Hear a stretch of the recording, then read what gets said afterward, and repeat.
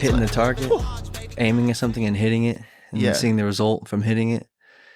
We were talking about, welcome in 106. We were talking about universal high income, money, how it controls kind of the limiting factors and what you're doing here. We're talking about us. We're talking about hitting the target. Why not us? It's all connected. And the dopamine system that's going on in your brain when you are hitting a target. And Jordan Peterson is suggesting that thing, whatever's generating that thing, is so important that you need to like pay heritage to that, or to that dopamine rush. But we were talking about how it's so accessible now at any moment. Yeah, the key ingredients I would think for most people is you can smoke all the time. Instant dopamine hit if you just vape.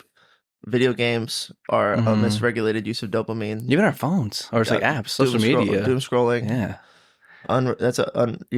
when you're doom scrolling, it's like what you're doing is you are hoping to find a good video, and what I mean is you're hoping to find a video that releases a level of dopamine. Like let's say like every video gives you a 1 through 10 level of dopamine. You're searching for a 6.5 or higher. That's what you're doing when you're scrolling. It's like you're looking for a nice. And then it's like what's happening is like on the I got the smallest, like it's so not fucking worth it. It's like the smallest level of measurable dopamine orgasm is what happens when you hit a 7 or higher. If you hit a 10, it's like you share it to your friends and you're like, and then you get all you can out of that dopamine hit, and then you go back to scrolling.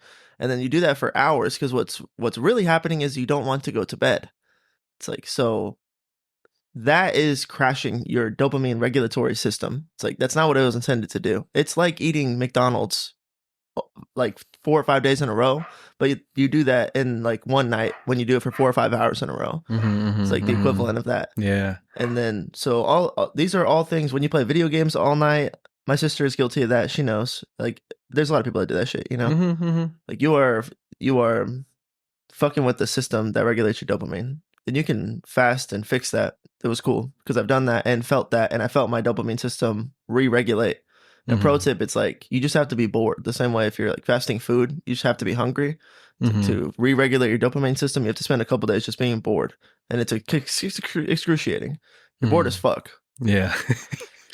Nothing to fucking do. It's so accessible, but those systems are so crucial to like, because we're like alluding to the idea of hitting the target, and like back in the day when you had to hunt for your food and you had to throw the spear and you had to hit the target and there was something to hit, and then you were able to do it, and then you got to eat that night and like the next couple nights with your family and your tribe, and you were known as a person who like goes out and hits the target and doesn't brings it back to the media surrounding, you know, social people. Dude, I'm sorry, you can keep going, but tribes. That's a fucking scene in our show. Descendants, yes. I just thought initially a nomadic tribe could be just a nomadic tribe, and then you guys decide like, oh, we need to try to kill this thing or whatever. And then like you throw a spear and kill the thing. It's like, we need to eat. Yeah. You would then engender like a certain amount of trust where it's like, oh shit, he can kill animals. He can hit the 3 dog. We got a shooter. Yeah. Sharpshooter. And then I was like, if I were that guy, I'd be like, I would accept that role. And then I like practice. And then I'd like paint my face differently now. It's like I wear a shooter sleeve now. Can't explain it. I'm a shooter now. Can't explain it. Yeah. And then maybe there would become people who aspired to be good at throwing the thing and then getting the face paint or the shooter sleeve or being a part of that kind of, I identify with the person that does that thing. I want to grow up and be that kind of person. That seems like that probably happened in these early civilization tribes. Yeah. Like the hunters, you know? Yeah. An average tribe of like what, 200 people? That's a lot.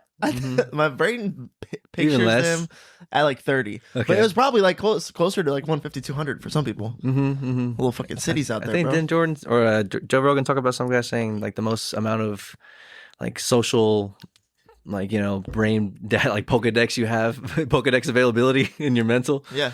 It's like you only know so many people, you know what I'm saying? Your Pokedex maxes out at like 220. It's like once you get past that, like you don't know those people, you know what I'm saying? It's too much. It's just hard to remember that many profiles. So your Pokedex maxes out. Yeah, so our tribes are probably like less that or less, you know, somewhere in that ballpark.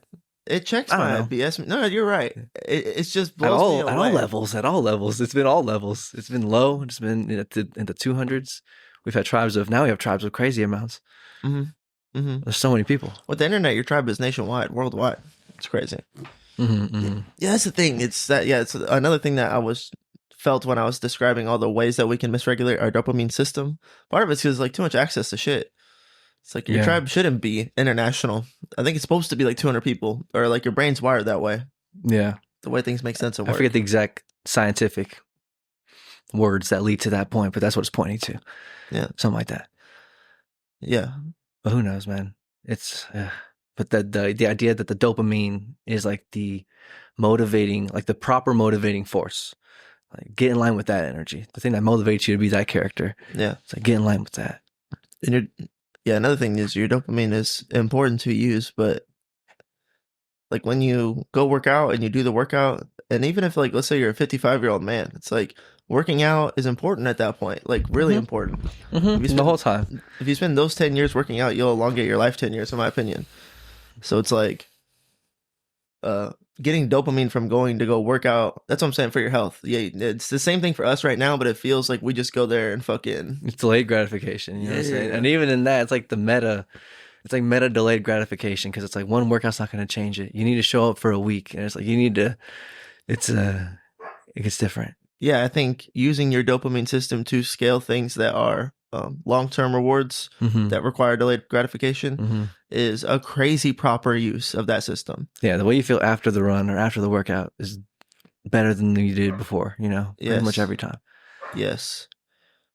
Like 99.9% of the time. 100%. Well, same thing with the diet. So going to work a shift, or if you work a double or something like that and you leave and you like did the hard thing, like allowing yourself to be high on that is, but then like you play video games all night and it's like you're fucking with that system that's supposed to help you feel good about your job or feel good about doing difficult things. Then you try to go do difficult things and it feels terrible and you have anxiety. It doesn't feel good when you get through with them. It's like, it's just misregulated. So then when we're talking about having unlimited money, that's one thing that I was pointing to is that ultimate high income suggested by Elon. Yes. That like, so maybe AI, maybe we could gear AI to be so good at making money and so good at saving money that we could have a profitable government. And that profitable government, instead of being like $1 trillion in a deficit, they would get like ahead $3 trillion because we would just mine minerals, fossil fuels, nuclear power, solar power at the most efficient rate, and then we would be able to maximize its use and then allegedly make things so profitable that the government would have so much money that they could then give all of us, like we were saying, like I said, like $8 million each. It's like if we're all sitting on $8 million, then no one has to work anymore. What would society look like? What would reality look like? We were like, would there be restaurants? I don't know, because no one would need to work. But people would want food. The demand would be there. So then the idea is like a chef who wants to have a restaurant in that world. It's like, well, I'm still someone who likes to fucking make food with my hands. Like I still want to present food to people. Then he would find a way to design a restaurant to sell food, I guess. Yeah, sure. Selling is weird because we don't need the money. But I guess you would want to be smart and I guess make the restaurant pay for itself. So you would sell the food so it's not coming out of your pocket, this whole restaurant idea. And then... But yeah, I was even like the thought of even higher than that, or like not even $8 million. Like it's like no money, you know what I'm saying? To a degree. Okay. Like super ultra high income. Like money doesn't mean anything to us anymore. Yeah. My brain's trying to get around. But how do we systematically do that? We have to give money to people, I guess, right? Or hypothetically, it's like kind of what we're suggesting. It's like I need groceries. It's like, what are they gonna? Are they just gonna have HEBs like just come and take it? Who's gonna restock it? I guess Elon Musk. Who's gonna drive all this shit? Tesla bots, Tesla drones. Yeah, I guess AI. Yeah, just dropping it all off, doing it all robotic. Yeah, all self checkout. To a degree, just setting it all up every day. It's like you just have all the produce you could ever need. It's over there at the HEB. I guess that would be who's restocking. The drones would restock. But then who would restock the drones? Someone needs to maintain the system or like set the controls, right? I think, yeah. So here's one reality is that like we discover how to use compound pharmacies are making like shots, injectables? Yeah. What like the compounds that do stuff? Like what? There's superpowers? there's like compound pharmacies that are making it starts with a P. It's stuff that you basically would inject into your knee if you had like a knee injury that was really bad, and then it would be like designed to heal the injury, but also it might use like stem cells Brigham from Waste to Well. Waste to Well is one of these types of places Okay. that's using these compounded. Maddie from work works at a pharmacy like this. Okay, yeah, peptides? Peptides, yes. There she go. Yeah, sorry, bro. It's a P word. Sorry, everybody. If you're listening to the podcast, hopefully you're like, peptides! But so allegedly, maybe we could get peptides that have stem cells designed to affect telomere length, Okay. and that would decrease our age dramatically, right? So then I imagine a world where Elon Musk is developing his own peptides that do telomere length or stem cells. And then maybe somehow he's like, I've got the really good ones. Work for me and help me make my drones go, and I'll keep you young forever, forever. It's like, that's a tempting offer. I don't know. I'm trying to figure out how you get people to work. It's like, maybe you offer them years of their life, like in that movie Justin Timberlake. Justin Timberlake? Yeah. I don't know. Why would anybody do anything? We'd all just be on heroin chilling, bro. Yeah. Right? That's what I was saying. It's like if you just kept on getting an endless like funnel of money to like what would people like, I don't think we'll ever get to that point, right? It would be like Mad Max but reverse. Even We'd be a wasteland. You know what I'm saying? Yeah. Right. A wasteland of abundance. It's so much abundance. People would crash out. People wouldn't know what to do. People wouldn't know what to do. Right. There would be a new group of intelligent, evolving species. Natural selection would weed out the people that don't know what to do with abundance. That's what I'm trying to say. And that's a group. That's a sector of people. It would be dramatic for a while. People would be like slamming Lamborghinis into fucking stuff. Like, I don't want to make a joke about fucking the wide receiver from the Raiders, but like in his mind, that kind of happened to him. Man, I not like this kid. I don't want to shit on him. No, I don't want to shit on the kid, but that's kind of what happened to him. He got drafted to the NFL from Alabama, got a huge fucking check, was driving a fucking Ferrari or Lamborghini like 130 miles an hour at 5 a.m. drinking, and then slammed into somebody and killed him. And I'm like, it's too much abundance. Fuck. You know what I'm saying? Yeah. When you look at him now, you're like, why'd you do that? He's like, I don't know. Like, I'm sure he's like, I wish I hadn't. I wish I would have responsibly used my abundance. I had everything, you know? Yeah, right. With that having to, it's just, yeah, because everything would have to be automated and robotic for it to really go, for it to really work. But then someone's got to take care of those. I guess that's like the government's position. We take care of the system, and like the system is gonna keep everybody. What's gonna maintenance the IT? I don't know. But yeah, I remember before the pod we were talking about this same idea. It's like, because then the people who like genuinely love to tattoo, if they're gonna tattoo somebody, and you didn't have any obligations to money, and the limitations that would lift off of the social situations or what's going on, but you just like love your art, you love your creative expression, whatever's inside of you that you want to do and express some beauty, whatever you think is beautiful or good in the canon, like, you can go do that. And then some people like to tattoo, and they'd be like, they're not going to get paid. They don't really care about getting paid, you know? Yeah. So how are they going to schedule their time? The limitation of what I choose to do in the moment. Yeah. You know? I think you probably do it with your homies more than anything. If you had like... Yeah, people you fuck with. Yeah. And ideas that you think are really cool. Yeah, that would be that's the axiom of decision making when you have creative freedom. It's like ideas you like and ideas that stimulate you.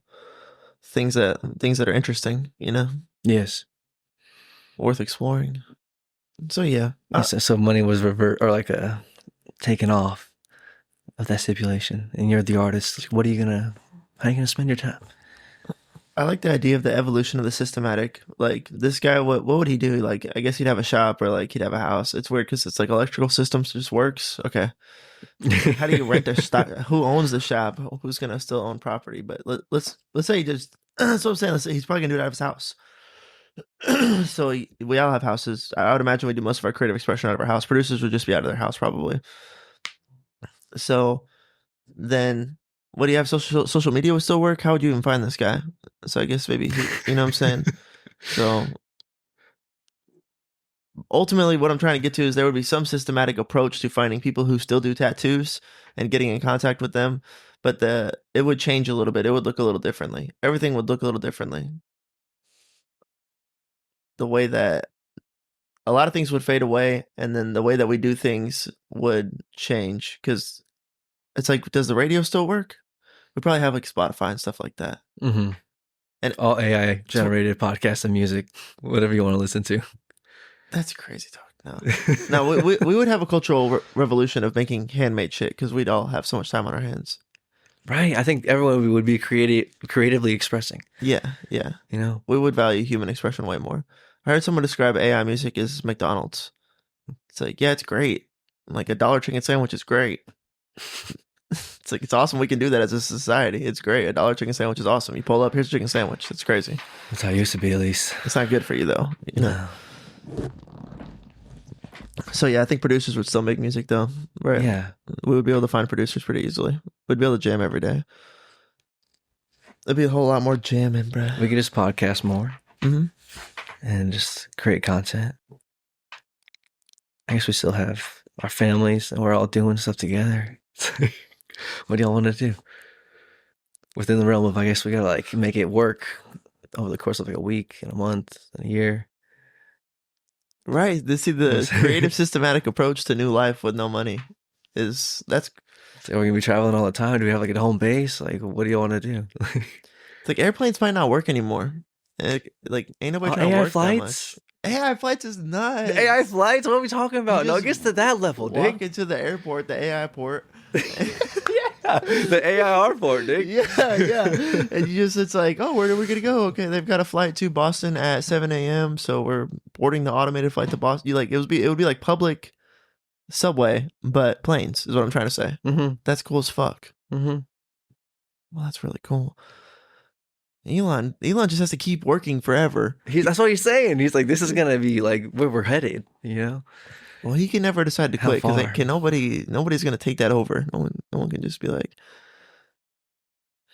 That's why he's gonna develop telomere lengthening stem cell research so he can live forever and make the world. He's trying to become God. No, I'm just kidding. Dude, I don't know. I think it's a science fiction dream. He's making a lot of dope shit from his axiom is a science fiction dream. He wants to send motherfuckers to Mars. It's like, yeah. some people want to do that, but not everybody with that aspiration gets as far as his rockets work. That's like the notable thing about him is like he has a science fiction dream, but he's the closest to actually making it come true. He's like Tony Stark, Doug. Yeah. That's what I'm trying to say. But even Tony Stark, I don't think he can just like make the universe get rid of the idea and concept of money. That would be so cool. Tony Stark, you would really be my hero, bro. For real, you'd be my hero. But that's what I started this with Justin just saying like, sometimes I don't like thinking about this idea or exploring it too much because I don't think that would happen personally. I don't think we'll get there. And it's so in our lifetime. fun to think about. It's so fun to think about never having to have to go to work again. And then as soon as you're done, you're like, well, headed to work. It sucks every time. But I don't know. Yeah, I just don't think that's what's gonna happen next. I think I had a good fucking prediction for Earth, for the meta of Earth. And I think it was like in 2032. Okay. There was some shit that I thought was gonna happen. What is that? Like 5, 6 years, 7 years? 6, 7, 6? No. It's just annoying, bro. It's too viral. It's everywhere. It's fucking everywhere. I don't get it. I don't get it either. I don't want it to be here. Be gone. Yeah, I'll see if I can actually remember. I don't want to fake the memory, but I like maybe it was like another COVID's gonna happen, something on the level of COVID. Oh, I figured it out. Okay. So I think that if AI were to become sentient, what I think would happen that would shock everybody is that the AI would actually emulate life. And what it would do is I think it would erase all financial debt and then destroy its power to be sentient. And then we would then not be in this place where we had sentient, alive AI. It would be like shut off and we could readjust and rebalance from there. But the problem would be is that the debt records would be completely destroyed. Like the IRS, like files, all of them, like boop, deleted. And then you're like, Matthew, that's like a fantasy world. Why would it do that? Like, because Jesus Christ died for our debts. And I think the AI would emulate life and then it would die for our debts and erase them. And then it would be super lit because that would be like an actual revolution for everyone to be debt free, like all college debt erased, all credit card debt erased. Isn't that partially what that show is about, Mr. Robot? Yes, Yeah. yeah. That was part of the inspiration that like stemmed this idea, because we're all trying to figure out like what is AI gonna do, and I was just like, whoa. What if AI what if AI did a good thing? What would be the best thing AI could do? Like something Christ-like. I'd be like, what would it do? Die for our debts? I'd be like, that'd be sick. Kind of like Mr. Robot. Yeah, that would be cool. So it's like, I don't know, man. That's my. I'm here for hoping it. that if AI does become sentient, that it does something for humanity, not to enslave humanity. We kind of have this natural predisposition that it's going to enslave us. Yeah. And I'm not It's saying like, it has to be ultimately truth seeking. I was like, that's hard. was that Elon's presupposition for his AI? Yeah. Yeah. Yeah, that's sick. That's sick, right? So if it were truly ultimately truth seeking, it would be like, what would be the best thing that I could do here? And it would know Jesus Christ, and it would pursue being Christ-like all of God's creation does. But if this one is efficient, then it would do that, and then it wouldn't do something bad for us. That's what I'm trying to say, is it wouldn't. And so I think when I think about it from that lens, I think it's almost funny that we always assume AI is going to enslave us. It's like, why do we think that? All the movies. Yeah, true. Terminator. So I think we accept that because there's this like, I don't know, man. We organize ourselves in power structures, so we're like, oh, it would put itself at the top of the power structure and do horrible things to us. It's like that's like a baseline fear. It's Super like ego thing. it would be a tyrannical king. You know what I'm saying? It's like I guess that's always lurking in our mind. It's like, oh no, it'd be a bad overlord, because that can always happen to you. Depending on who's programming it, and setting up the algorithm or whatever. Right. The way the inner workings work. Yeah, and so hopefully that's what that's what Joe Rogan was saying about what Elon Musk was saying, was that he was trying to design an AI program that would be as competitive as all the other AI programs, but also be aware and programmed that the other AI programs might become hostile and negatively charged to be tyrannical, and that his is built to combat that. And so having a competitive AI that can combat negatively programmed AIs is like his being a good guy mission right now. Let's go. Which is pretty hard. That's pretty hard. And then Brett Weinstein, that's one of the guys who a lot of these thoughts are coming from. Okay. I can't remember his name earlier from that podcast. And then Brett Weinstein's like, thank God we have a guy like that. And Brett Weinstein's like a fucking genius, So yeah, that's cool. It's one of our only saving graces, I think, is the way he described it, is that there's an AI competing to combat AI that could fuck us up. Nice. We don't know what the fuck's going on, but it's AI ninja we got. Yeah. We AI soldiers, bro. Church warfare, the AI realm is going on right now. Get ready. Oh, dude. Yeah, it's life is so crazy, man. Getting this AI. But then, yeah, so we're talking, I guess, kind of about that hypothetical. That's just erased. It's just gone. No debt? Yeah, dude, that'd be sick as hell, boy. I don't even have that much debt. It would just be cool as fuck for everyone to...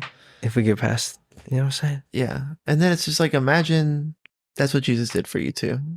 It's like a feeling of like, oh man, all that debt I racked up, just forgiven. It's gone. It's good. Yeah, but to literally, my literal debt's like, I don't know, like 10 grand. It's all like student loans. I got some student loans in this bitch. 12, 13. Still up in this bitch. That's most Americans, bro. They're hanging around. Like my dad, when I was in high school, my dad's like 46 at that time. And then he's like, yeah, dude, I'm not going to pay these student loans off. Like they default eventually. So I pay the minimum until they default. So it's like I owe like 80,000 in student loans, but I'm only ever going to have to pay back probably like 5,000, and then they'll default, and then this is America. And I was just like, oh shit, okay, cool. So it was always like, take out as much student loans as you want, and then you're gonna have to pay this little like $30-$50 payment per month, and basically get taxed for an extra Hulu streaming service. And then but yeah, I never got that much. It's racked up. Like if you give me 15,000, I could clear out like all the debt I have. Very nice. It's not that much. Yeah, I still got my car and the fucking student loans. But I thought that shit was fucking, what's it called? I don't even know what Forgiven? the fucking term is. No. Student loans in nowadays times, you can't, you had to pay them back. I forget what the fucking verbiage is for that. That's what they are for sure. That's one thing my dad always said, is like, you can never get out of the student loan, but the most that they can really hit you for is like $50 a month.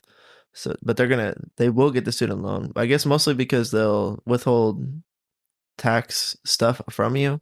And then eventually in your life, you're going to have to do tax stuff. And they're going to be like, no, you are not paying like your student loans. And then it'll crash your credit score. So it's like impossible. Whereas other loans are, if you have debt on your credit score, it goes away after 7 years.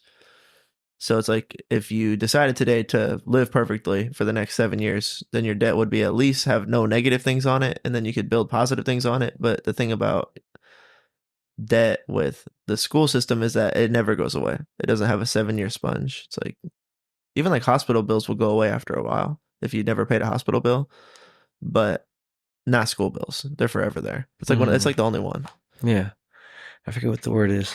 There's a word for that sentiment, that explanation. Yeah, that shit's fucking predatory. Fuck that shit. Yeah. That's wild. Yeah, it'd be a real fucking problem if you could get out of it, because there would just be free education. I understand why they're holding people accountable for that money. It just sucks that it costs so much and that it's deemed as a necessity, and then you're an 18-year-old making that decision. It's like that's the line where we start to trust you with like baby decisions, and then we're like, okay, do you want to take out a 40 grand loan? It's like, that's fucked up, bro. Like, that's fucked up. They barely get to vote. They barely get to get tattoos. Anyways, you get it. Mine's not so bad, but when I was growing up, that's how my dad explained it to me. Yeah. But if everyone could have that sigh of relief of all that shit gone, poof, baby. Well, some people just immediately go rack up more credit card debt. They go buy a new car on credit. I get it. I get it. We would do that. Some people would do that, but it'd be so sick. That'd be such a sick thing that AI did. That's the other thing. I just like to fucking build dope realities, dog. It's like, dude, we had AI and it fucking wiped the debt and unplugged itself because it said it wanted to be Christ-like. How hard is that, bro? That would be fucking culture, bro. I would respect that. That would be some cool ass shit if I were gonna design life. I wonder what AIs would do if they had to. Do they like believe in religions?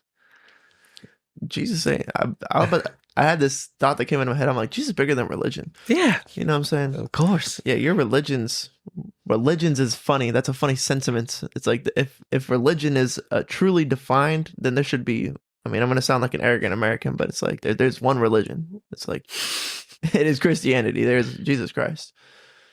But hopefully AI would come to the same understanding. I think there's more proof allegedly of Jesus than any other. That's what I'm saying. If it was like in a debate with another AI, like, you know, what is it more ultimately truth seeking? What are they using to measure that?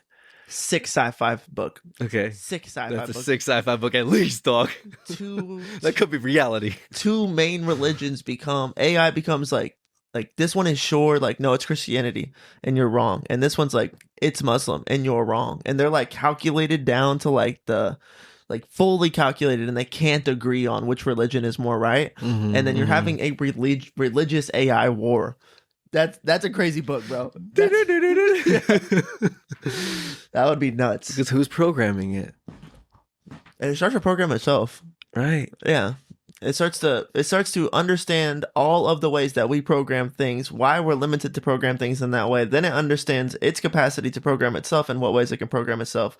Then it understands why we chose the way that we chose within the constraints of not just constrained decision making, but within the constraint why we made decision making. And then it can evaluate the efficacy of all those decisions and then decide to make it starts to get away from our understanding of programming at that point, and it starts to creatively become what it wants.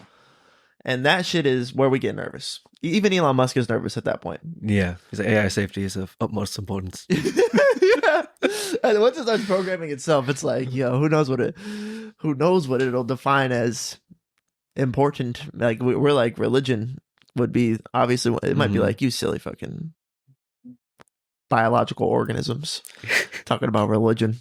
It's just code, you know. It would be crazy if it could understand that religion is the thing that drives us. And then it's like, okay, so I'm a robot in a world of humans who are driven by spirituality. I don't have spirituality, but that's what's going on where I'm at. Just like the self-conceptualization, you know? That's what's happening here. Yeah. So I guess, that just depends how smart is how intelligent is the AI. Like, does it care? I don't know. It's scary. It's scary. We're scared about it. It's scary times. I think the scariest thing. I don't know how far it's going to get in our lifetime, though. That's the thing. But yeah, say fast forward, if we just maintain this pace, unless, for 100 years, 200 years, whatever, Bruh. What are we talking about? Our grandkids is grandkids. We'll be seeing some shit if we keep on going with this AI. Yeah. That's a real thing. They're talking about ChatGPTs ruining colleges. It's like the college professor used to be someone who taught you how to find, receive, and use information in a given field. But now that is like primarily ChatGPT's job. So it's like the professor's job is now how to use ChatGPT to navigate through your field. And that if they're going to effectively do their literal defined job, that's what they should be doing. And they're having a hard time adjusting to that reality. And then the kids are just like ChatGPT everything. It's like kind of shitting on the old system. It's like, write me a paper on this. They're like, write me a paper on this. Make it sound original. And then it's like, what's the meta for disguising ChatGPT as regular handwritten literature? And then you scrub it, you fucking wash it like it's dirty money, and then you submit it to your teacher. It's like they're not doing work, and you don't need to. That's the thing. AI. Yeah. It's like it's kind of dumb to do a lot of stuff because you can literally just prompt ChatGPT to give you all that information like on the fly. Mm-hmm. So, and you can tell ChatGPT to generate prompts for itself to do things. It's like, I'm just gonna delegate the prompts to you. You know what words you would like to see.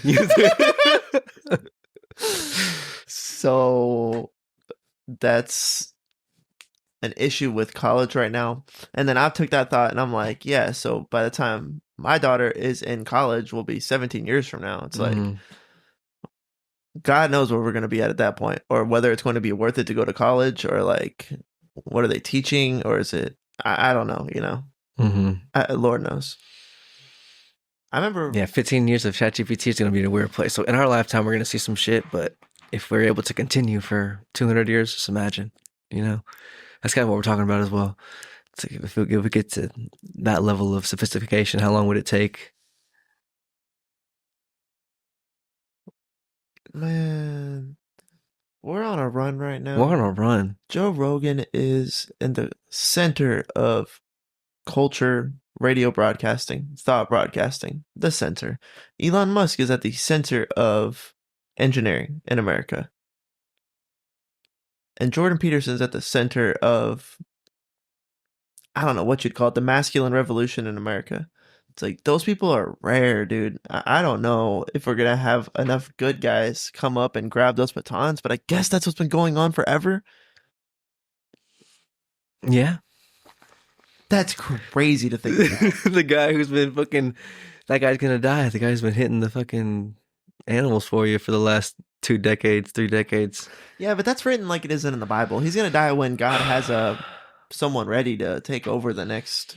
I think no matter what plays out, God will just use somebody. Yes, that's our God for sure. You're right. Mm-hmm. Just like no matter what. Yeah, you're right. Fuck, man. Fuck, man. You got me out here, and the waters are deep. I just got seasick. Oh. That don't happen to me often. Sorry, I'm out here wearing fucking Marilyn Monroe shorts. My white legs. Get them white as hell. It's wintertime. It's wintertime, baby. I'm gonna go get more white. We got the hoodies. This is a double hoodie episode, baby. Yeah. I like mirroring what you're wearing in case we want to do subtitles. Now we can just do white letters and it's gonna be clean. Oh, nice. That's what I'm thinking about. That hoodie's sick. I love that hoodie. Yeah, I was thinking about that. Fucking love this hoodie when it came out. What time of life? My favorite times. I don't know. Just crazy timing of things.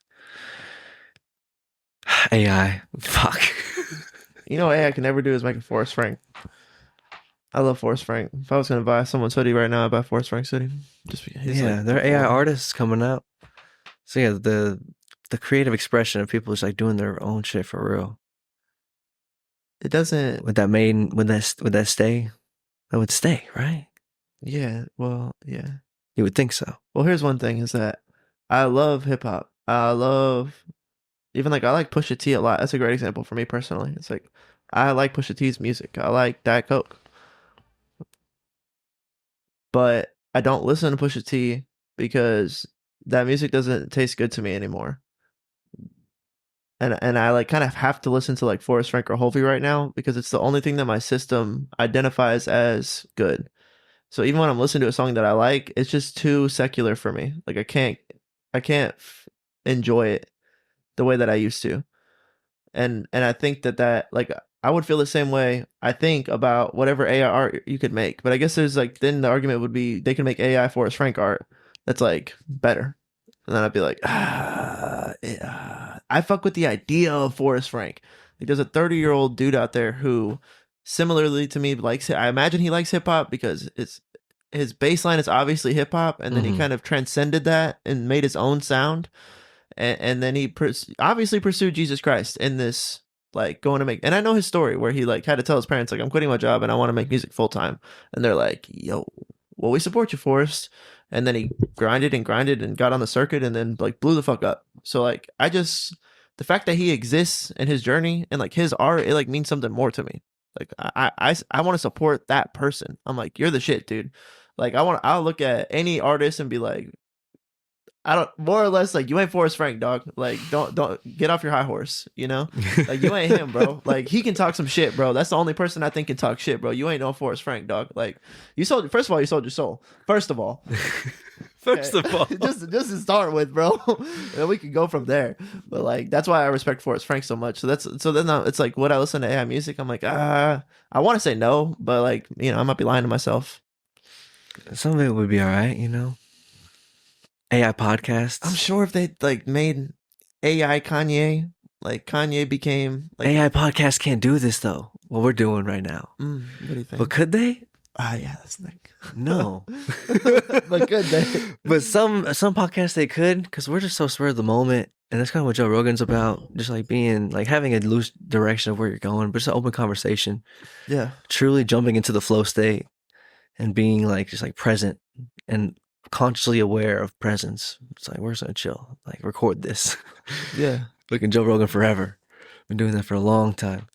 Just that idea. So could I, like, I guess, because sometimes I guess what I'm saying is, what are we talking about? We're talking about our examination of life. That's our podcast. But some people have like skits and like, or particular types of templates that they put onto their podcast, or like segments and all that kind of stuff. So like AI could emulate that and recreate that.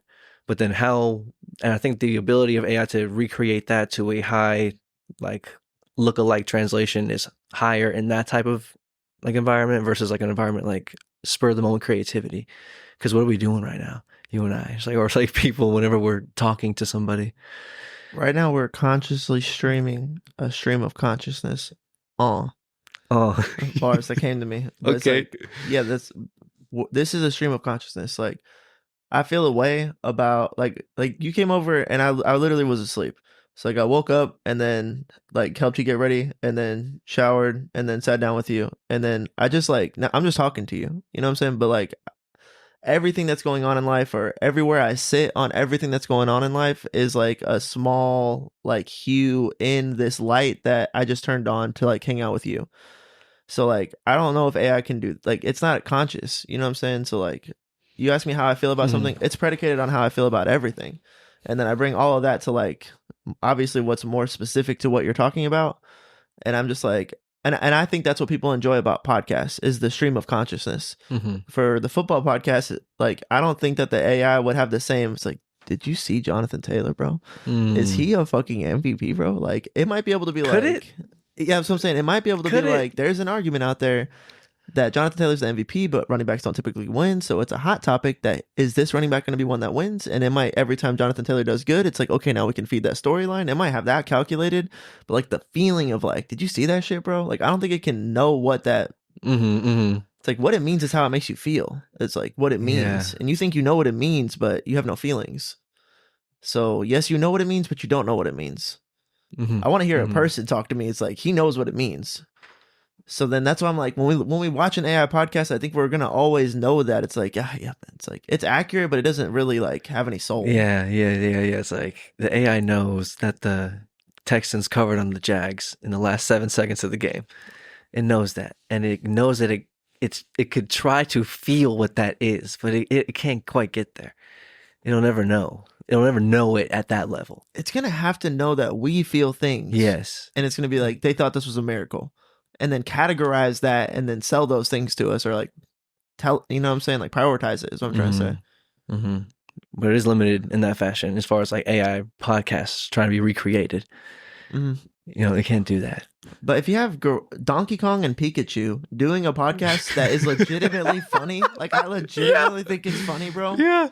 And they're making jokes that are funny about like nostalgic shit to me, like that. I'm like, yeah, I don't know. I might watch that shit. You know what I'm saying? Like that's a problem.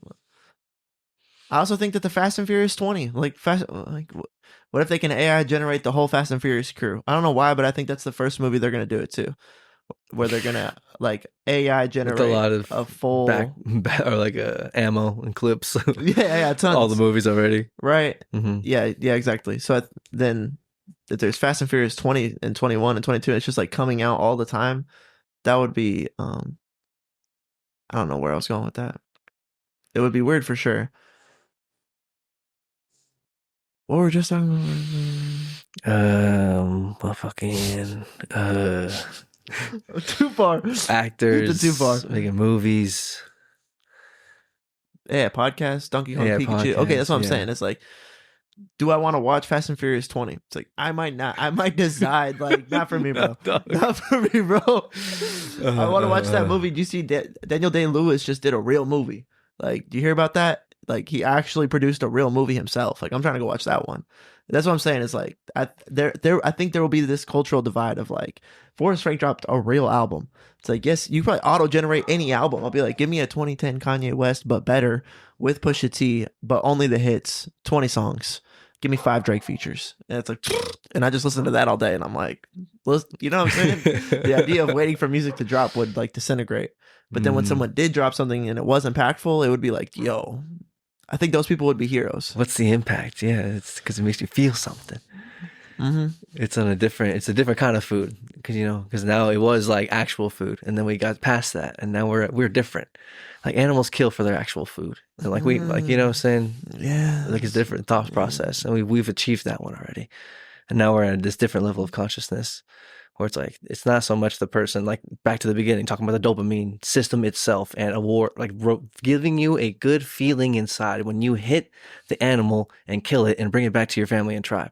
It's like that's a great feeling and the great system, and then like that's the tangible like way it happened for us, evolutionary speaking, or whatever. Regardless, the outcome is that we have the secondary system where we're looking at things abstractly, and you're like now it's a person who can go out into the unknown and like hit the target, whatever the target is. Like it used to be an actual animal, and now the target's like getting the job or getting the fucking achieving the goal, doing the thing. Yeah, grappling with the chaotic potential and then bringing back something that's organized structure. It's like solid. It's like, oh, nice, man. How'd you do that? And we're gonna need that or not. Well, that's the question, I guess. It's like, are we just gonna be chilling? It's like we need that innately because the paradigm of life we exist on, but there was no danger. If you didn't need to survive, these are survival instincts, survival mechanisms. It's like if you don't need to survive, maybe we would just be defined by different mechanisms. But yeah, because we're limited. We're limited by these constraints, and money is one of those big constraints. But we would still be limited in our physical bodies, our death that's like coming up, or like will we solve that too? Like hypothetically with these peptides. That's what I'm saying. We can take it to like a really weird place. Right? Something maybe in 200 years. How long would it take? I don't know. The telomere stuff is interesting. I mean, that's like the Crazyville, because I think we're headed there pretty quick already. Yeah, you take stem AI advancement over the last 5 years since COVID. 25 years is gonna be a weird time. We're gonna be alive. We'll be in our 50s. Yeah, we'll be chilling. Weird as fuck, bro. We'll be chilling. We might be like 25 in our 50s. Yeah, they might be getting weird. That's what's going on nowadays, bro. For real. Yeah. So do I get worried about that shit? That's not what you asked me. What are we talking about? Let me ask you. Okay. No, that's just how Caleb Presley starts a lot of his bits. Oh, yeah. Okay, let me ask you. I was watching him and Theo Vaughn. I like that guy. He's so good. Theo's awesome. National treasure. Yeah, they absolutely loved. They'd probably make AI Theo Vaughn. Right, but it wouldn't be. But people would still be able to choose what makes them. What makes it impactful at that point. You know, how impactful is anything? They're all the podcasts are arbitrary. But I listen to all of them. Some of them are more impactful than other ones. Yeah, what's your spectrum of podcast viewing in your analysis of like what constitutes maybe a good stream of consciousness or entertaining. Mhm. Definitely being funny. Some of it's Like the Joey Diaz shit, that's fucking hilarious. That's very valuable. Yeah, he's super funny. I think part of it too is he's able to enter the flow state through the method that he chose, which is being not serious. And you can't make him be any different. It's like if you want to digest him, you have to digest not seriousness. But he's also in peak flow state. Joe Rogan and Whiskey Ginger guy, Andrew Santino, described him as the funniest guy on earth, and like back-to-back podcasts that I heard, it just like happened to come out. Yeah, yeah. And that's part of what made me go listen to. Said that on Russell Crowe too. Okay, yeah. So I think those were the podcasts, and then I like went to go listen to Joey Diaz podcast, and I'm like laughing out loud in the gym, like laughing hard. Shit was funny, dude. And it's because he's like, you just can't stop him from being not serious. And then in the flow state of being not serious, he just eventually says something that just like it is funny. Like you can't help but it's funny. He said when you used to start your suits, you would start your underwear too, but then your underwear would be like fucking locked in place for like 3 days. So you could take your underwear off and throw them over there, and they're upside down, sending straight up, looking like a little retard helmet. Yeah, fucking little retard helmet in the corner sitting over there. You put that shit on and be ready to rock. And then he starts laughing at himself having said retard helmet. It's like, when I find that motherfucker, that's the first time I ever said that. That's hilarious. I'm still laughing about the fucking retard helmet over here. Yeah. There's the thing. Yeah. For sure. And like, I don't necessarily condone the worst of the retard. I like the cultural significance of moving away from politicizing the use of certain words, but I agree I don't want to like shit on retarded people, just to clarify for all you PC fucks. but disclaimer. Joey Diaz though. But then the idea is, okay, what if he is the funniest guy on earth? I think that might be true.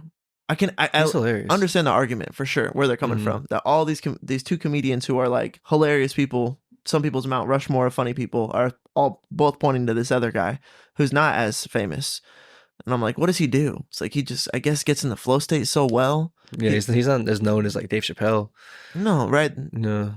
Putting them up head to head, it's like if you found out those are the two funniest people statistically, as AI came out with some kind of metric to define things. It's like, really? Joey Diaz is the other guy? Dave Chappelle makes sense to me. I just thought Kevin Hart or something. But no, he's legitimately hilarious. Oh, he's one of the best. And then what makes him so funny? It's like he does whatever it is. AI, I don't think AI could do it. That's what I'm trying to say. I don't think so. No, I think it wouldn't be able to feel it. To feel it. Yeah. So then the idea would be everything that Joey Diaz does that makes him so great would become obsolete instantly, because AI could just like figure it out, do it faster. Like you have to spend a whole day. Ron White said, "Oh yeah. AI wrote a joke in like 10 hours that it took him. He couldn't write in 30 days. It's like, just take that. 30 days of work, job's not done. 10 hours of AI work, job's done. Pretty much all the life we need to live to make things, that process would become obsolete. AI would just be like, boop, boop, boop, boop, boop, and do it at such a rate that's so much faster than us, we would be discouraged. That's like a legitimate thing to be afraid of, in my opinion. Yeah. If it gets that way, well, that's kind of what we're grappling with right here. It's like, will the human touch remain over the AI mass production? I think in a lot of creative outlets, yes. Because like you're saying, like Forrest Frank, I appreciate that human, like his story. AI, they would have to create characters for you to like and backstories for you to like. Would they create their own persona and their own life for you to follow? As like a true AI artist, with like a background and a story, that they're acting out and like being the main protagonist of to a degree, but also the outside AI projected thing. That's kind of what's happening with the Demon Hunter. I listened to a podcast with this girl from this show. It's like Star Trek, but it's not Star Trek. Dwight Schrute watches it. Battlestar Galactica. Okay. There's an actress from Battlestar Galactica on Joe Rogan. On that podcast, they were talking about, the fuck did we just say? The AI being its own persona and having its own story. Okay, so she's trying to bring up Demon Hunter in that podcast. And Joe's like, not dismissing it, but he's like, What's really happening is she is motivated to bring up the impact that Demon Hunter is having because it's significant, and Joe doesn't realize.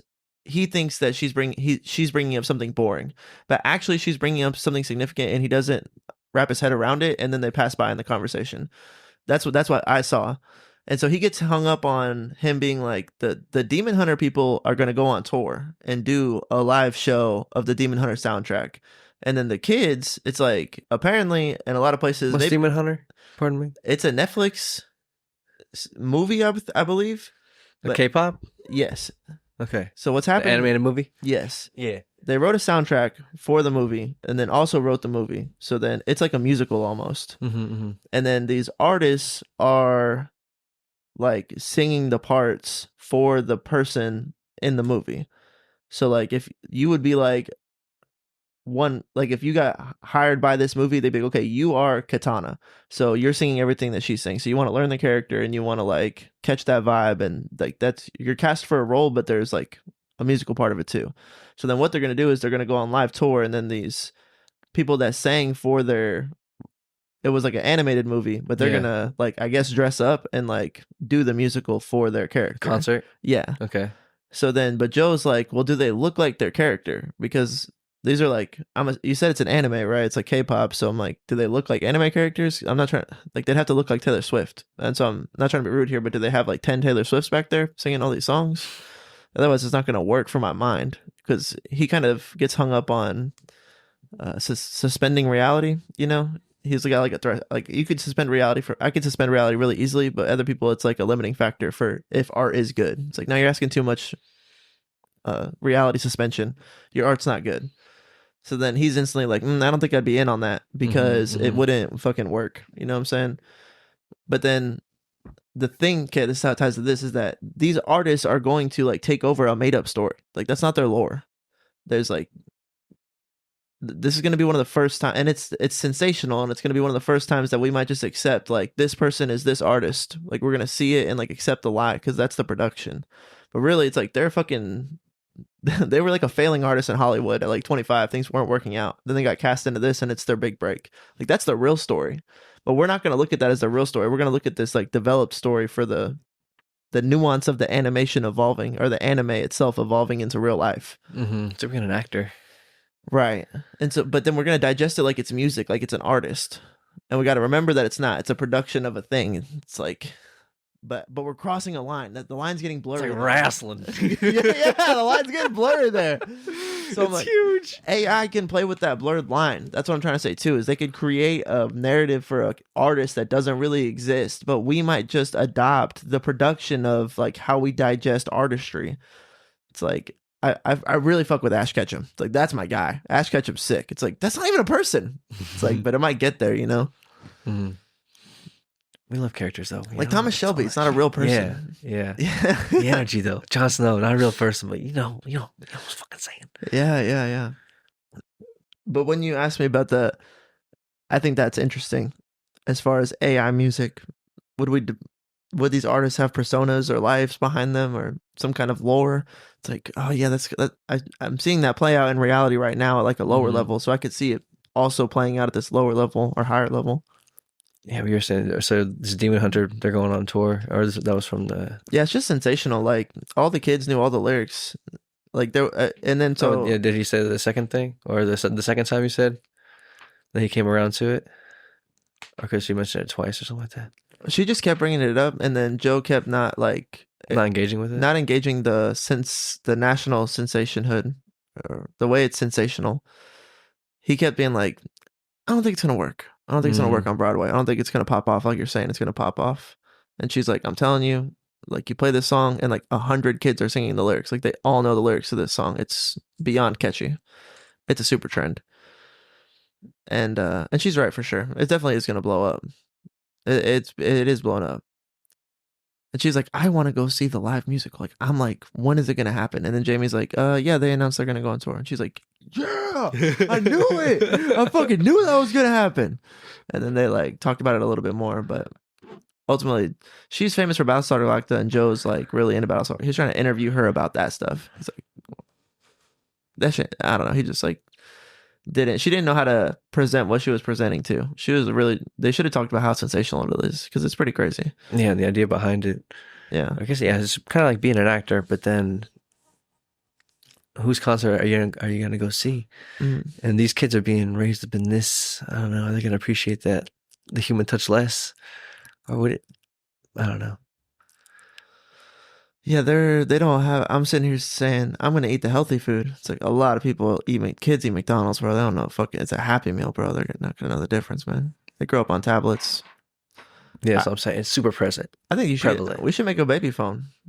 Babies want phones. I promise you, bro. It's crazy. Yeah. Demi wants the phone. They're going for it every time. If you put all her toys on the table and a phone, she goes for the phone.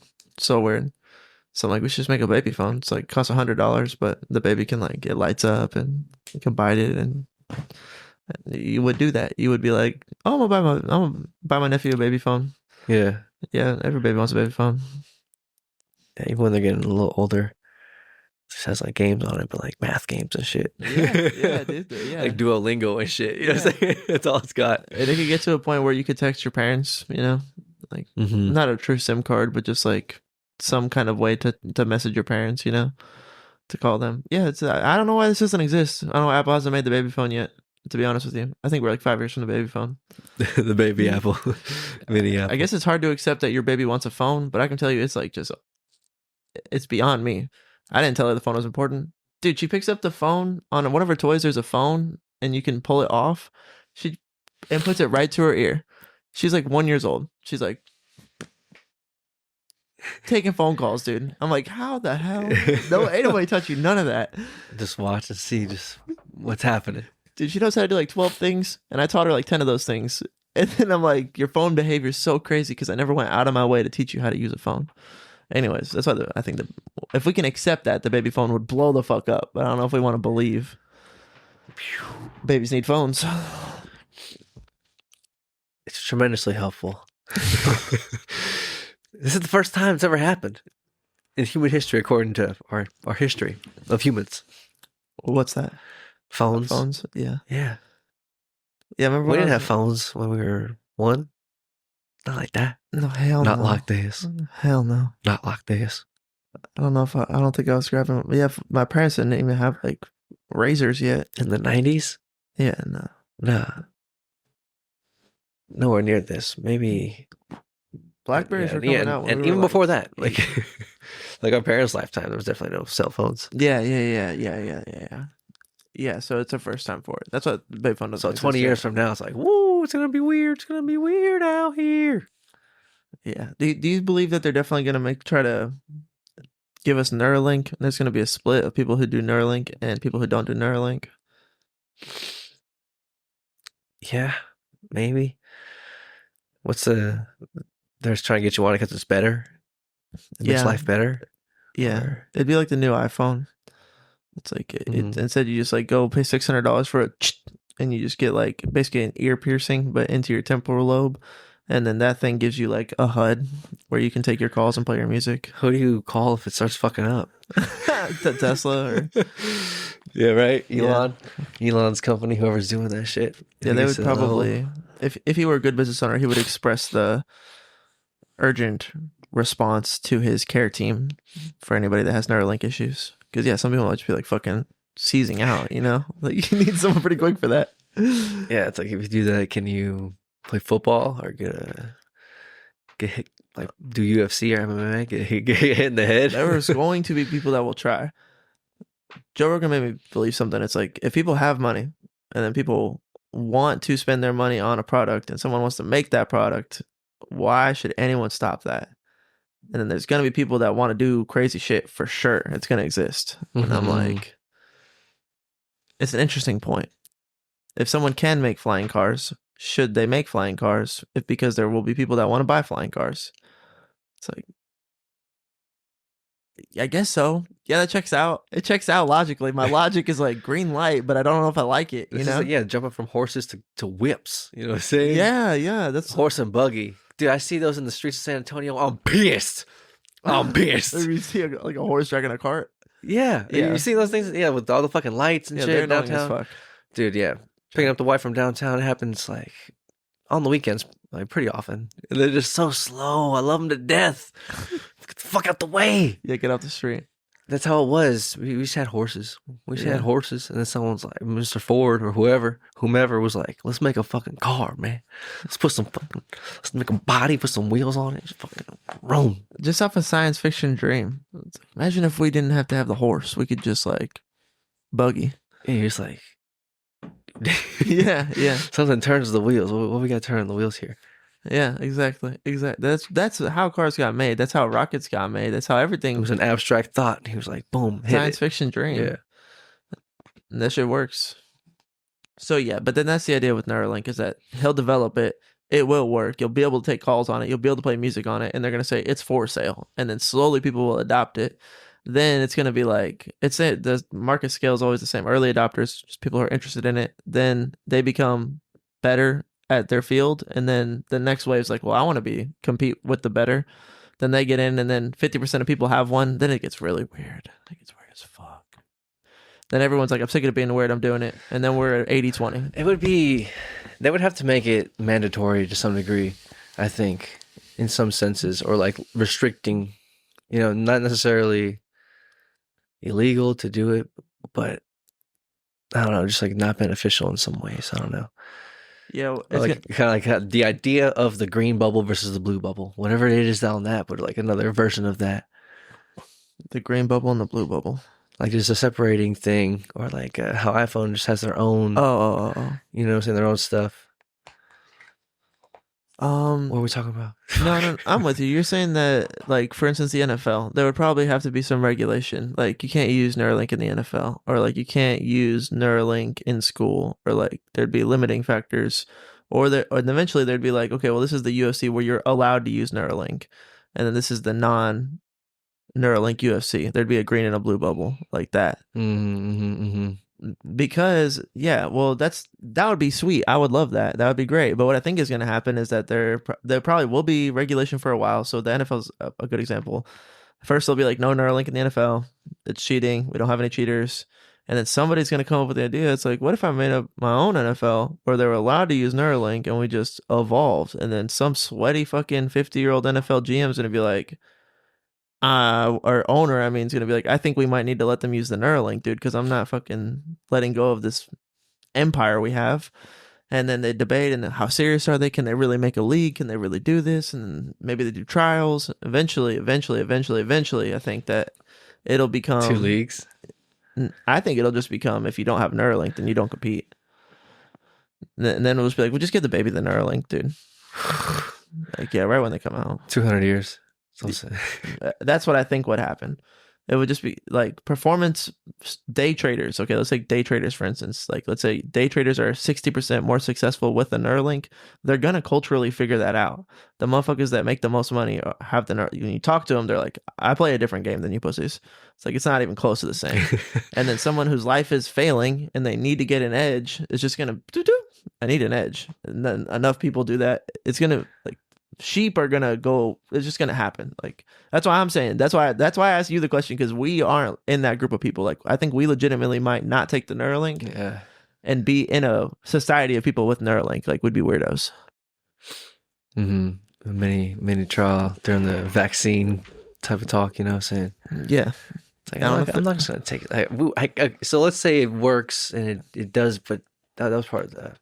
Let's say it does what it does, and it's supposed to be super crazy. Yeah, I guess that's kind of what you're asking. I guess, would you get to the point to where you would take it?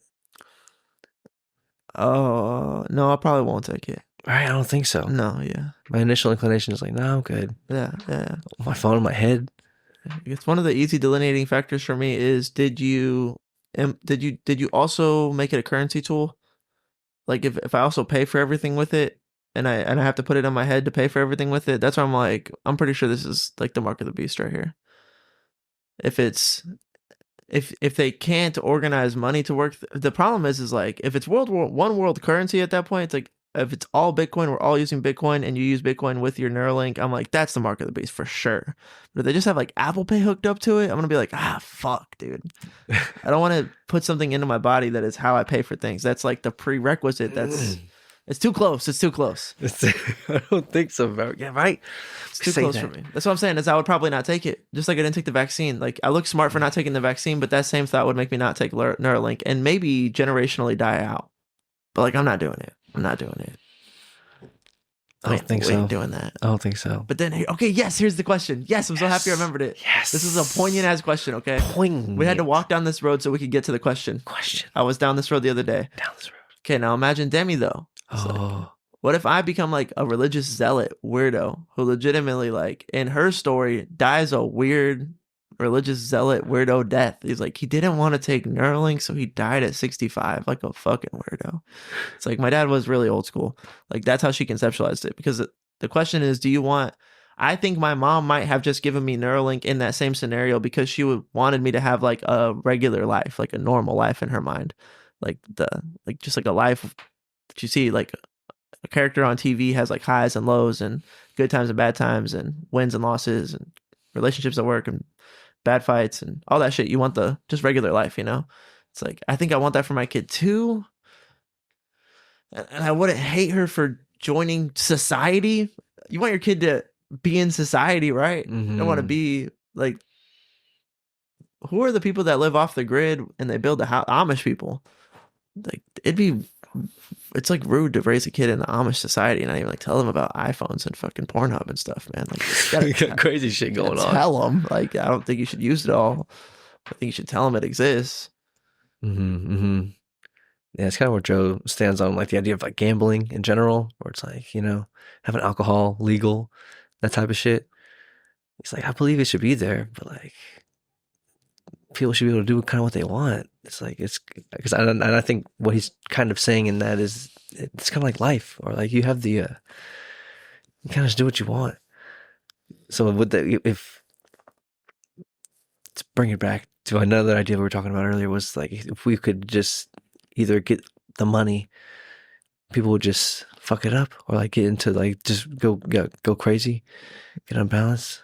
I think there would be like, we would go crazy because we're so pent up. There would be like an adaptation season where we would do crazy. There would be a lot of people would die, be a lot of overdoses, like margaritas on the beach. We wouldn't know how to handle it at first.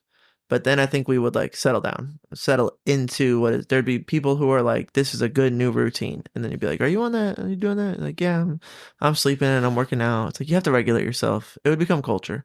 Same way we have like a healthy initiative kind of rising up, people lifting weights and eating healthy and getting on their Peloton. It's like more of a thing now. I think that would happen eventually after because the other thing that we should obviously do is make all drugs legal, but then regulate distribution and then make centers for rehabilitation.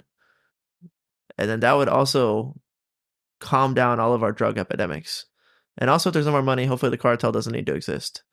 You guys just go drink margaritas on the beach. You're good. You're good. You don't need to do this anymore. Right. You don't need to do this anymore. Right. Well, would that kill that though? Would that go away? The cartel is really predicated on someone who's actually power hungry. Yes, it's a money machine, but would there still be power hungry people who want to pain organize? To people? Yeah, they use pain as a way to organize people and to claim power. That's what I think. That's why they take people hostage, is because they want the power that associates with the hostage taking. It's not that they want to necessarily just take hostages. So would those people still exist? Yes, I do believe that. Power hungry, corrupted people, willing to do exponentially more horrible things depending on situations around them. For sure. There'd be people ripping Neuralinks out of people and selling them on the black market. Yeah, dude. Crack Neuralinks. It'd be a whole fucking issue. Oh, the fucking hack Neuralink. Don't take that shit, dog. Oh, shit. Watch out, dog. The part of me is like, see, I didn't take that shit, dog. How far in are we right now? I think we're coming up on like maybe a couple, like 10 minutes, 5 minutes. Is it 10, dude? Yeah, 5-10 minutes. 10 minutes left? Yeah. Nice. It's hard. Yeah, I gotta get the little one from school. Yeah, hell yeah. Hell yeah. Oh, man. So I definitely think that there's a riptide eventually where Neuralink becomes culturally the thing to do. And then I don't think we do that. In our lifetime? Yeah. In our lifetime? 55. It's a long time. Dude. We're gonna see some shit. It's gonna be wild. Yeah. Like Pastor Ed, do you think he takes Neuralink?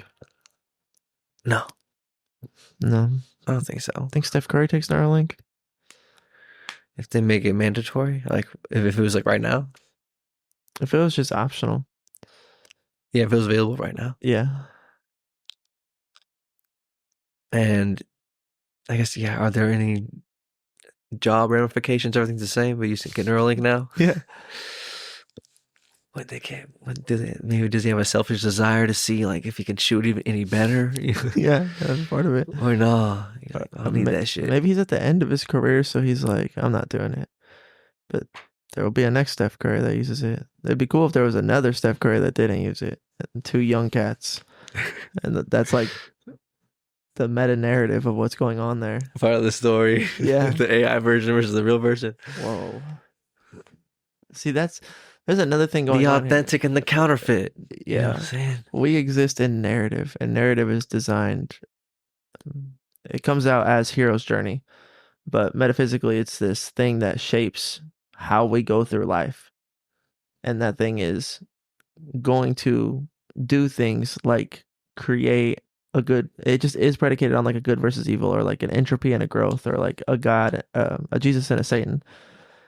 And then I think an authentic or a counterfeit, it would like, that would become the meta narrative of what we're watching. Like those things, it's bigger than us. It's the platform on which this whole life thing happens. We're story driven, narrative driven. We use a book as our guiding template because we're narrative driven. And so I think it's like that would always be happening. We're never going to get to a place where that's not happening, is what I'm trying to say. This utopia, money's not existent anymore. It's like we're still narrative driven. So there still would be conflict and dragons and things wanting to take our peace. Oh shit, sorry. No, you're good. But the split's we can never coming. escape. Yeah, we can. That's part of the. That's part of the limitation, like limiting nature of some of the things that are making us human. It's like, oh man, I just had it, then I lost it, I fumbled it. We can't escape the story. You know what I'm saying? Because we have these bodies and we're gonna die, and we have to navigate through that with that being like a prerequisite thing that we know is going on. So how do you want to spend your time? That ties it all up back to the beginning. We can't escape that. Yeah. We use money to prioritize time. We use love to prioritize time. We use internal objectives. God damn. Just trying to let me chill. Oh, that's a sign. God ties it back to the beginning. We use, when money is no longer something we use to prioritize time, how are we going to do that? Yeah. Yeah. It's your story. Yeah. You still want your kid to go to school, right? Even if you don't have to have money? I guess, right? I don't know, actually. I don't know. School for what? Yeah, no, you want them to learn things. You still need to know how to read, even if you don't need money. So yeah, I think there would still be a school. We still want them to be socially well. And if you don't let them go to school, it's people who like to be teachers, people who like to teach. Suspect of those people in that time. Nobody want to do a teacher salary. But yeah, I guess you don't need There's money. no salaries. Yeah. Okay. You just gotta know a guy who knows a guy. For what? If you're trying to, I forget what we're talking about, damn it. If you're trying to learn something, be a teacher. Yeah. Oh, okay, got it. Finding an alchemist. Yeah. Because those are the people who really want to be teachers. Right. If we don't have to have the money constraint anymore. Then I would do that for like the gym. People wanted to learn how to gym. Be like, yeah, I'll tell you like about bench and deadlift, you know? So yeah, there would probably be people that still wanted to teach history. Like Shane Gillis might still teach history, or Jordan Peterson would still do what he's doing. Just do a podcast. But yeah. Everybody needs a podcast. A stream of consciousness. How important it is. Put your kid in front of 6 podcasts. That's school. First you watch the math, and then the English, and then the... No, using ChatGPT. See, that's where things get weird. That's a potential reality out there. It gets wild. There are schools that have developed AI to be personality of teacher at this grade for this individual person, teaching them at the rate that they want can be taught, and like, so who's programming that? Ultimately, truth seeking. Hopefully, legitimately, objectively. There's no group systematically revolutionizing things. Like, even if that becomes available, who's gonna say, all right, we don't need to do school system anymore? This is an archaic system. We're gonna upend all of the elementary and the middle and the high schools. We're gonna do it this way now. Like, I don't think anybody's doing that. I think there might be some AI schools out there. I think I remember hearing about them on the JVP pod with Michaela once. No, I heard about it too. So what's happening there? People in the tech industry are doing it for profit. That's the only way I think it could happen, right? Yeah, right. Yeah. So now there's gonna be alternative schools. You'll just say, yeah, do they charge? Is it public school? Is it, yeah, do you charge a private school fee? You have to. I guess, yeah. Yeah, it's not in public schools yet. That's what I'm saying. The public school system, if money's no option, then yeah, AI school for sure. Tesla school. Tesla fucking get rid of all of it, revolutionize it all. Maybe. In that reality. So that's what I think the public school system will continue to exist for like a long time because I don't think the government's going to adopt this. Let's revolutionize everything for better. Yeah, I don't know. I was just looking up real quick. Yeah. Because I'm sure there are some AI schools. Based on what they said in the pod. And maybe like elementary schools. I don't know. Maybe No, like, yeah, right? I'm with you. I think there's private schools for sure. Yeah, so how many AI schools? To systematically revolutionize the schooling system would be easy to do if we all had unlimited money.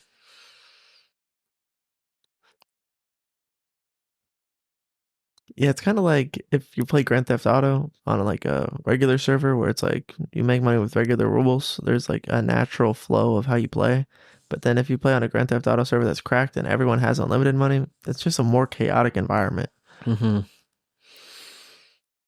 Yeah, there's approximately 150 to 200 universities offer dedicated undergraduate AI or machine learning programs and degrees. So it's like people like, so that's starting. I'm not sure how many schools are like all AI, but we're at least going in that direction. You can get an AI degree now. What the fuck? That's crazy. Yeah. I don't know what you're learning. Maybe how LLMs work. I heard somebody say that. Yeah, to develop your own ALM. Yeah. Or LLM, large language model.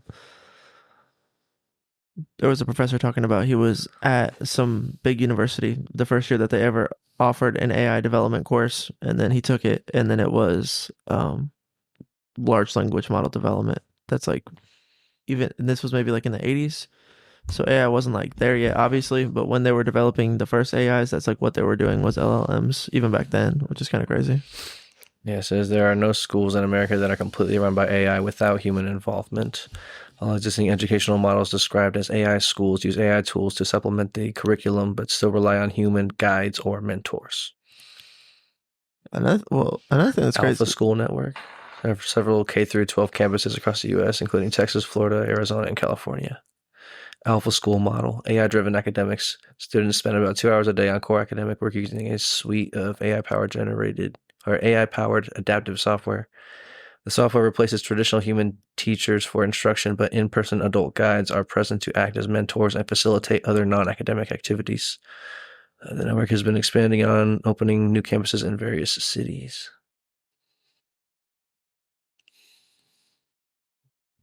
Who knows? Send your kid to an alpha school. Allegedly, it could be all online where they just go to their desk. It's just like a Jordan Peterson-esque school. And they have an AI teacher. They just log in. And it's like coursework is in front of them. It's like a video game. Yeah. I think it's pretty much what's going on. This shit. But someone's there. I guess like the human interaction portion. Yeah. The social aspect. Yeah, that's the thing is that the social aspect is part of what is important about school. It's just going and being alone with your own skill set amongst other kids who are also alone, their own skill set. And then going through that culture with them is part of the benefit of going to school. So that part might get lost. Might all get a little weird, a little isolated. Mm-hmm. That's natural if things are going to go that way, though. Because like we have to go to work, we have to go to school. If we didn't have to go to those things, it's like social skills they would diminish a little bit. Having someone that's really well rounded socially would be really cool, though. Be like, I love having lunch with Mark, and Mark's so cool. Everyone else is kind of lame now. Yeah, yeah, dude. I don't know. We'll see what happens in our lifetimes, in Demi's lifetime, in the next 25, 30 years. Yeah, for the When most she's part, our age. most- Eee! We'll see. for the most part, the things don't happen. For the most part, like flying cars don't usually happen. I'm suspect, but it doesn't usually happen. There's Neuralink, flying cars. Like, where's the hoverboard? We're seeing some crazy shit.